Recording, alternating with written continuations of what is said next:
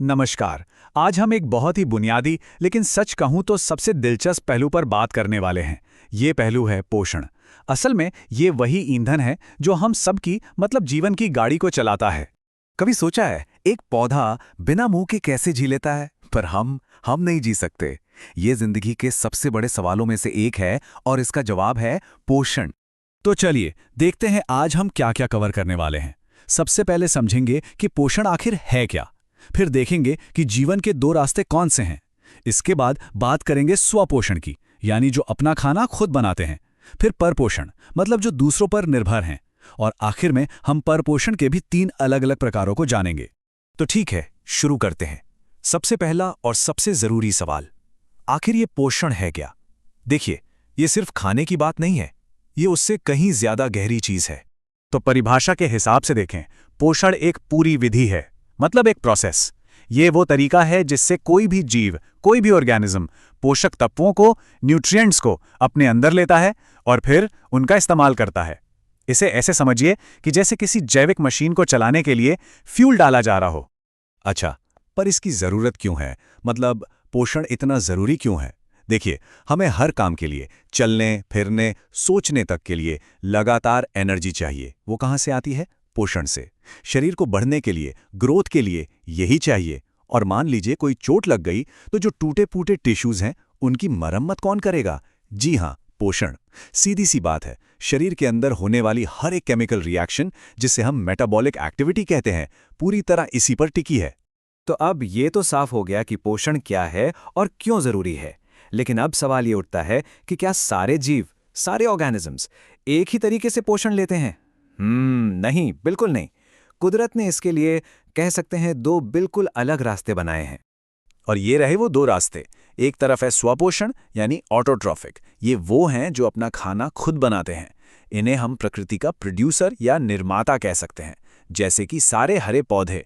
और दूसरी तरफ है परपोषण यानी हेट्रोट्रॉफिक। ये वो हैं जो अपने खाने के लिए दूसरों पर निर्भर हैं। ये प्रकृति के कंज्यूमर या उपभोक्ता हैं, जैसे हम सब, जानवर और फंगस। तो चलिए पहले रास्ते को थोड़ा और करीब से देखते हैं। बात करते हैं प्रकृति के इन सेल्फ शेफ्स की। ये वो आत्मनिर्भर जीव हैं जिन्हें किसी और के बनाए खाने की जरूरत ही नहीं है। ये जो शब्द है ना, ऑटोट्रॉफ, ये खुद ही सब कुछ बता देता है। ये ग्रीक भाषा से आया है। ऑटो का मतलब होता है खुद या स्वयं, और ट्रॉफ का मतलब है पोषण। तो मतलब साफ है, जो अपना पोषण खुद करें। ये जीव करते क्या है? ये हवा से कार्बन डाइऑक्साइड, मिट्टी से पानी, ऐसी साधारण चीजों को लेकर अपना कॉम्प्लेक्स खाना खुद बना लेते हैं। और इसका सबसे क्लासिक एग्जाम्पल क्या है? प्रकाश संश्लेषण यानी फोटोसिंथेसिस। ये डायग्राम देखने में शायद थोड़ा कॉम्प्लेक्स लगे, पर इसका बेसिक आइडिया बहुत सिंपल है। एक पत्ता सूरज की रोशनी, हवा और पानी का इस्तेमाल करके अपना खाना बना रहा है। ये सचमुच प्रकृति का एक सोलर पावर्ड किचन है। तो ये प्रोसेस होता कैसे है? बहुत आसान स्टेप्स में समझते हैं।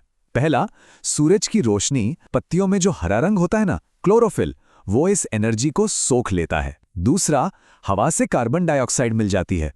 तीसरा, जड़ें मिट्टी से पानी खींच लेती हैं। और इन तीनों को मिलाकर नतीजा क्या निकलता है? कार्बोहाइड्रेट यानी पौधे का खाना। ये कोई मामूली केमिकल रिएक्शन नहीं है। पूरी धरती पर जीवन का आधार यही प्रक्रिया है। तो ये तो बात हुई प्रकृति के प्रोड्यूसर्स की, लेकिन कहानी का दूसरा पहलू भी है। अब बात करते हैं उन बेशुमार जीवों की जो अपने खाने के लिए या तो इन प्रोड्यूसर्स पर निर्भर हैं या फिर एक दूसरे पर।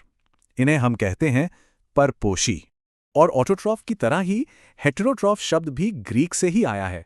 यहां हेटेरो का मतलब है दूसरा या अलग, और ट्रॉफ का मतलब तो हम जानते ही हैं, पोषण। तो सीधी सी बात यह है, ये वो जीव हैं जो अपना पोषण किसी दूसरे सोर्स से, बने बनाए खाने से हासिल करते हैं। पर सुनिए, दूसरों पर निर्भर रहने का मतलब ये नहीं कि सबका तरीका एक जैसा हो। नहीं, परपोषण कोई एक सिंगल तरीका नहीं है। ऑर्गेनिजम्स ने खाना हासिल करने के लिए बहुत ही अलग अलग और सच कहूं तो बड़ी मजेदार स्ट्रैटेजीज बनाई हैं। मोटे तौर पर हम परपोषण को इन 3 कैटेगरीज में बांट सकते हैं। पहला है मृतजीवी पोषण, दूसरा परजीवी पोषण, और तीसरा है प्राणी संपोषण। चलिए अब एक एक करके इन तीनों की दुनिया में झांकते हैं। तो सबसे पहले बात करते हैं मृतजीवी की। इन्हें हम प्रकृति के क्लीन अप क्रू या सफाई कर्मी भी कह सकते हैं। क्यों?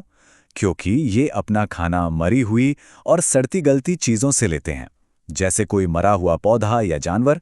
फंगस यानी फफूंद और बैक्टीरिया इसके बेस्ट एग्जाम्पल हैं। ये कॉम्प्लेक्स चीजों को तोड़कर वापस सिंपल बना देते हैं और इस तरह ये न्यूट्रिएंट्स को वापस इकोसिस्टम में लौटा देते हैं। अच्छा, दूसरा तरीका है परजीवी पोषण। ये बड़े मजेदार जीव होते हैं। ये किसी दूसरे जिंदा जीव के शरीर पर या शरीर के अंदर रहते हैं और उसी से अपना खाना लेते हैं। उस दूसरे जीव को होस्ट कहा जाता है। और सबसे दिलचस्प बात क्या है, ये आमतौर पर अपने होस्ट को जान से नहीं मारते, बस चुपचाप उससे अपना न्यूट्रिशन लेते रहते हैं, जैसे अमर बेल का पौधा या सिर में जूं।